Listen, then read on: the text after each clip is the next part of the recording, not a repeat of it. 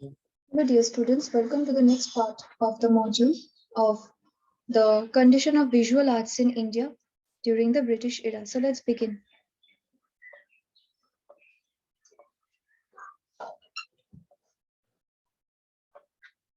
So the module name is The Changing World of Visual Arts.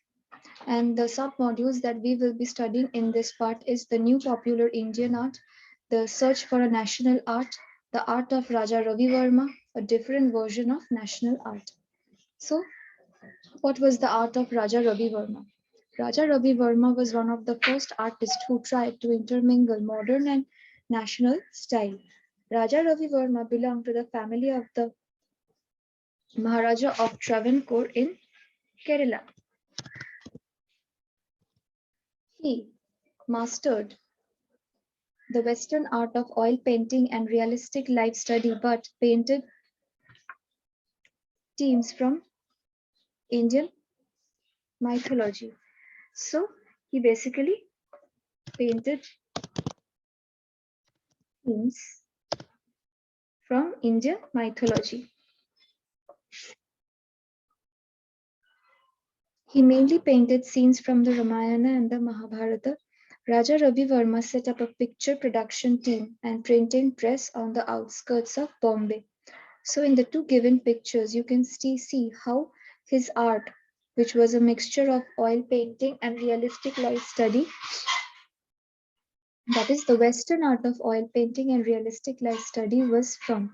तो राजा रवि वर्मा जो थे वो फर्स्ट आर्टिस्ट थे जो कि मॉडर्न और नेशनल स्टाइल को मिक्स करके एक न्यू स्टाइल लाना चाहते थे और वो कौन से फैमिली से थे वो महाराजा ऑफ ट्रेवेनकोर केरला की महाराजा ऑफ ट्रेवेनकोर फैमिली से थे उन्होंने क्या मास्टर किया था उन्होंने western art of oil painting को मास्टर किया था और रियल लाइफ स्टडी को मास्टर किया था लेकिन वो थीम्स कौन से पेंट करते थे mythological themes from Indian mythology वो बहुत सारे रामायण और महाभारत का सीन्स भी पेंट कर चुके थे और राजा रवि वर्मा उन्होंने एक पिक्चर सेटअप किया था पिक्चर प्रोडक्शन टीम सेटअप किया था और प्रिंटिंग प्रेस भी सेटअप किया था बॉम्बे के आसपास बॉम्बे के बाहर और अब नेशनल आर्ट एक different form of national art आ रहा था और एक नया group of nationalist artists evolve कर रहे थे बंगाल में जैसे कि Abanindranath Tagore who was the nephew of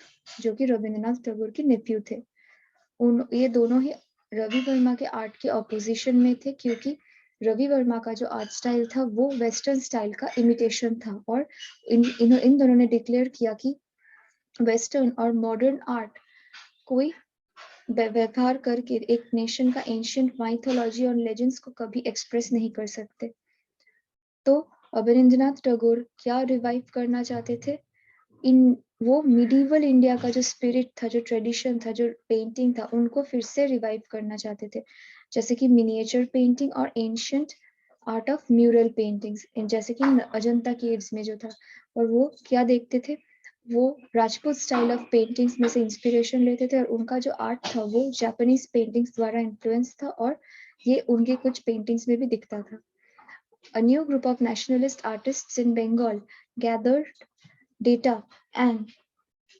Abanindranath Tagore, the nephew of Rabindranath Tagore, who opposed the art of Ravi Verma has imitative ways of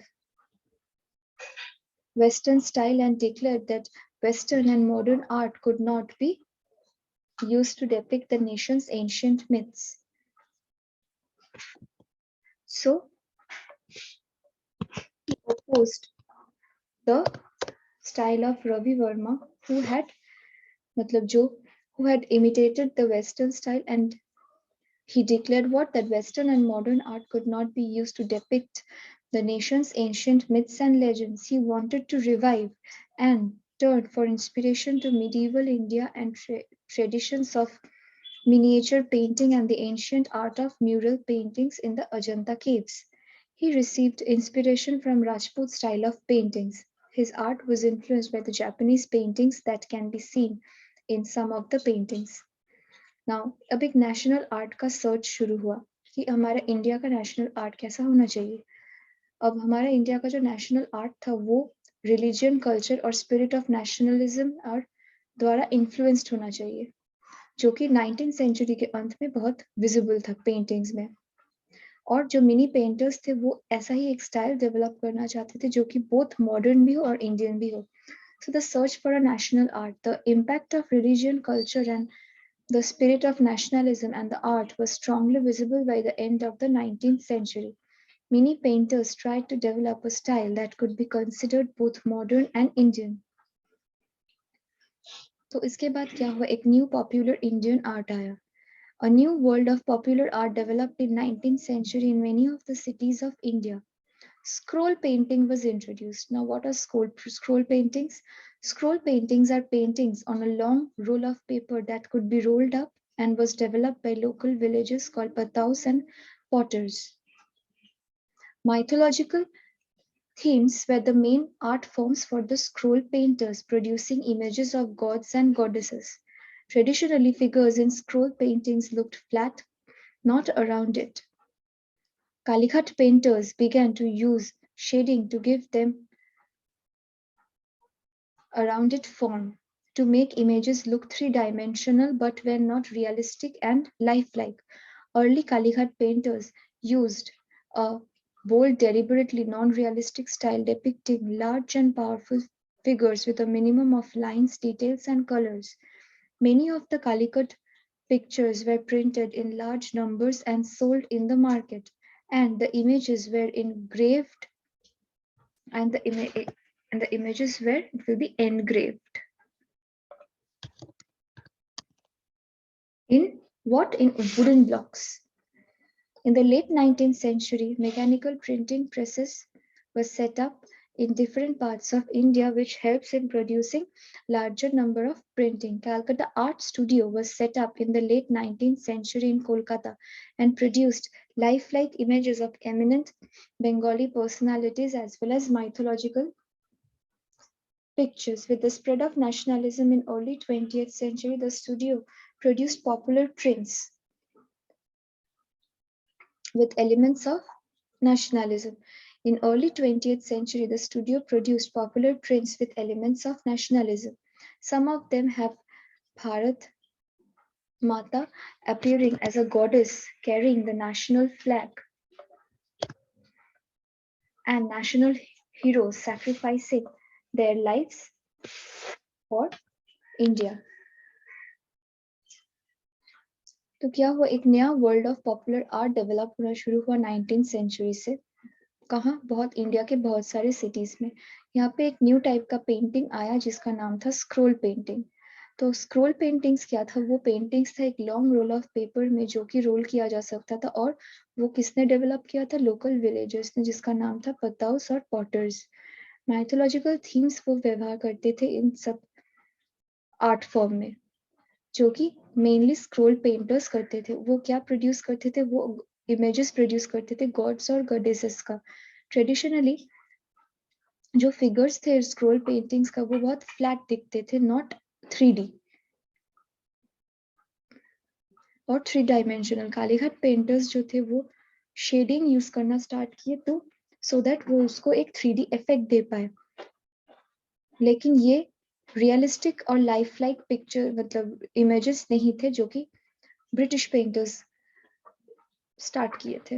early Kalighat paintings वो क्या यूज करते थे? अर्ली कालीघाट पेंटर्स वो एक bold deliberately non realistic style use करते थे जो कि बहुत बड़ा बड़ा और पावरफुल फिगर्स ड्रॉ करते थे और उसमें बहुत ही कम लाइंस, डिटेल्स और कलर्स रहता था. बहुत सारे कालीकुट की पिक्चर्स ऐसे थे जो कि बहुत ज्यादा अमाउंट में प्रिंट होके आता था और मार्केट में सेल होता था. और ये जो इमेजेस थे ये एनग्रेव्ड होते थे वुडन ब्लॉक्स में. और इन 19th सेंचुरी में क्या हुआ? मैकेनिकल प्रिंटिंग प्रेस एस्टैब्लिश किया गया जो कि बहुत सारे पार्ट्स में मशहूर हो गए. और वो क्या प्रोड्यूस करने में हेल्प करते थे? वो एक बहुत ज्यादा अमाउंट ऑफ प्रिंटिंग प्रोड्यूस करने में हेल्प करते थे. अब कैलकाटा आर्ट स्टूडियो भी सेटअप किया गया लेट 19th सेंचुरी में. कहाँ? कोलकाता में. और जो कि प्रोड्यूस करता था बहुत लाइफ लाइक इमेजेस, बहुत फेमस बंगाली पर्सनालिटीज का और माइथोलॉजिकल पिक्चर्स भी। जैसे कि नेशनलिज्म स्प्रेड होने लगे अर्ली 20th सेंचुरी में, वो स्टूडियो जो था वो पॉपुलर प्रिंट्स और एलिमेंट्स ऑफ नेशनलिज्म भी ड्रॉ करना स्टार्ट कर दिया। और बहुत सारे में ऐसा भी है कि भारत माता को एक भगवान के रूप में देखा जा रहा है, जो कि नेशनल फ्लैग कैरी करता था, और नेशनल हीरोज को भी दिखाया गया है जो कि अपना हेड मतलब सर सैक्रिफाइस करते थे भारत माता के पास।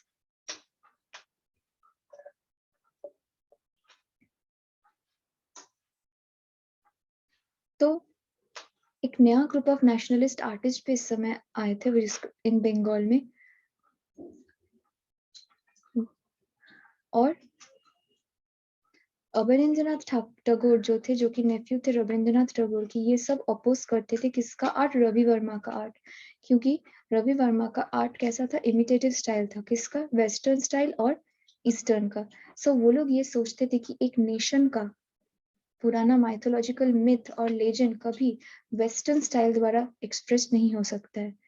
तो अवनींद्रनाथ टैगोर क्या चाहते थे? वो रिवाइव करना चाहते थे, और इसीलिए वो मिडीवल इंडिया की ट्रेडिशंस और मिनिएचर पेंटिंग्स के ऊपर रिसर्च करना स्टार्ट किए। और उनका इंटरेस्ट था ancient art of mural paintings, कहाँ पे? जो कि अजंता केव्स में बहुत एविडेंट था।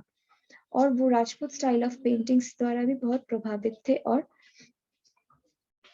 उनका जो आर्ट था वो जापानीज पेंटिंग्स द्वारा भी बहुत इन्फ्लुएंस थे, जैसे कि उनकी सम कुछ पेंटिंग्स में देखा जाता है। तो ये था the condition of the form of visual arts in India. So this module of the visual arts is completed with this chapter. Thank you.